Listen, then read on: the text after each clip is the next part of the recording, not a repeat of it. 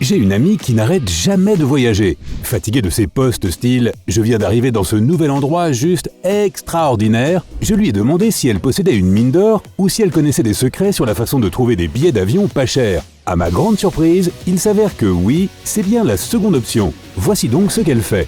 Numéro 1. Jouer avec les pays et les devises. Avant de réserver tes billets, vérifie s'ils sont moins chers sur la version du site web de la compagnie aérienne d'un autre pays.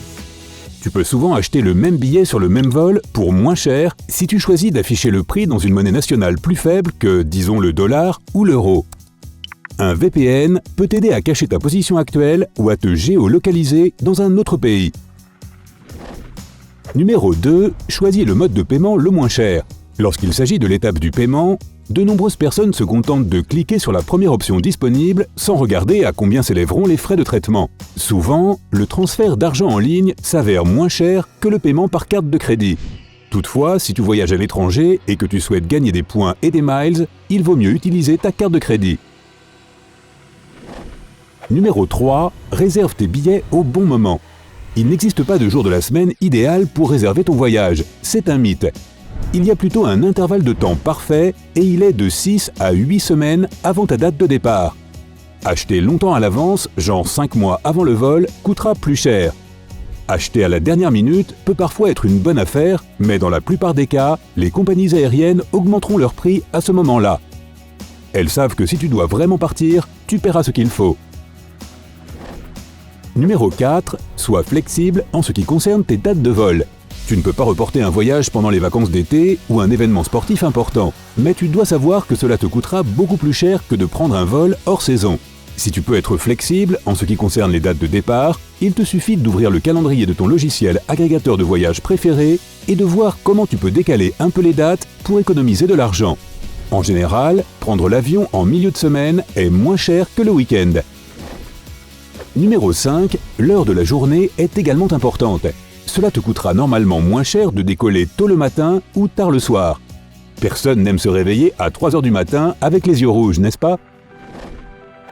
Numéro 6. Fais des essais avec ta destination. Imaginons que tu veuilles aller à Amsterdam, mais que les billets soient hors de prix. Ouvre la carte des itinéraires de vol et regarde si tu peux trouver de meilleures conditions vers d'autres aéroports qui se trouvent à moins de 3 heures de route. Tu peux prendre un bus ou un train, arriver à Amsterdam quelques heures plus tard et découvrir un pays supplémentaire sur le chemin. Numéro 7. Choisis le bon aéroport. Les grandes villes ont généralement plus d'un aéroport. Ne te laisse pas séduire par un nom célèbre où tout le monde veut aller. Regarde plutôt s'il n'y a pas un meilleur prix pour des billets pour, disons, Londres-Luton plutôt que Heathrow. Numéro 8. Teste des combinaisons avec différentes compagnies aériennes. Si ton agence de voyage ou ton bon sens te dit qu'un vol avec escale quelque part sur le trajet sera moins cher qu'un vol direct, choisis celui-ci. Il est toujours plus sûr de réserver directement sur le site web de la compagnie aérienne. Tu devras donc peut-être saisir 2 fois toutes les informations, mais cela en vaut la peine. Par exemple, les compagnies aériennes à bas prix ne font pas de vol long courrier, mais tu peux réserver un billet à mi-chemin avec une compagnie normale et acheter le prochain billet sur une compagnie low cost. Numéro 9. Essaie le secret des Hidden City Fares. Pour une raison mystérieuse, un vol direct du point A au point B peut être plus cher qu'un voyage du point A au point C avec le point B comme escale. Si c'est le cas, prends ce trajet et contente-toi de descendre au point B, alias la ville cachée. Numéro 10. Vérifie l'itinéraire du vol avant de réserver. La durée du vol et le montant que tu dois payer ne dépendent pas de la distance, mais de l'itinéraire que ton avion suivra. Parfois, il est plus cher de survoler certains pays ou espaces aériens. Il existe aussi des compagnies aériennes de telle ou telle origine qui n'ont tout simplement pas le droit de passer au-dessus de certains pays. Or, si un vol doit faire un détour, il sera logiquement plus cher. Sans parler que tu devras peut-être même payer un supplément pour les bagages enregistrés. Numéro 11. Supprime tes cookies, ton historique, lorsque tu recherches la meilleure offre. As-tu déjà remarqué que le prix des billets d'avion a augmenté lorsque tu reviens les vérifier quelque temps après? C'est parce que les sites web peuvent stocker tes données de recherche et te proposer un prix plus élevé pour la destination qui t'intéresse. Ils font cela pour te pousser à acheter le billet plus vite avant que le prix n'augmente. Numéro 12. Utilise plusieurs moteurs de recherche. Certains agrégateurs de voyage ne répertorient pas tous les transporteurs à bas prix ou les sites web qui ne sont pas en anglais. Vérifie quelques options avant de faire la réservation finale pour obtenir le meilleur prix. Numéro 13. N'oublie pas les programmes à base de points et de miles. Passe 1 minute de plus pour t'inscrire à une carte de fidélité de compagnie aérienne. Je sais, on en entend parler tout le temps, mais oui, ça marche vraiment. Les compagnies aériennes aiment les clients fidèles et les récompensent avec des séjours gratuits à l'hôtel, des soirées, d'autres avantages de voyage et bien sûr, d'énormes réductions ou même des vols gratuits. Simple curiosité, tu accumules des miles? Fais-le moi savoir dans les commentaires ci-dessous. Numéro 14. Mets en place une alerte sur les prix. La plupart des agrégateurs de voyage ont une icône en forme de cloche. Coche-la, donne-leur ton adresse email et tu seras personnellement averti lorsque le prix de ton itinéraire baissera. Cela fonctionne bien si tu disposes de beaucoup de temps avant le voyage ou si tu prends des vols réguliers vers les mêmes endroits. Numéro 15. Suis les compagnies aériennes sur les réseaux sociaux.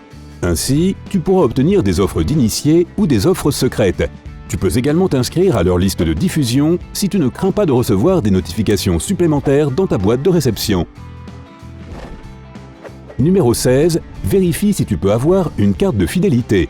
Pour leurs chers clients fidèles, de nombreuses compagnies aériennes proposent des cartes d'abonnement de vol qui sont beaucoup moins chères que les billets individuels. Tu peux vérifier auprès des grandes compagnies de ta région ou de certains transporteurs internationaux s'ils proposent ce genre d'offres. Numéro 17. Utilise toutes les réductions auxquelles tu as droit.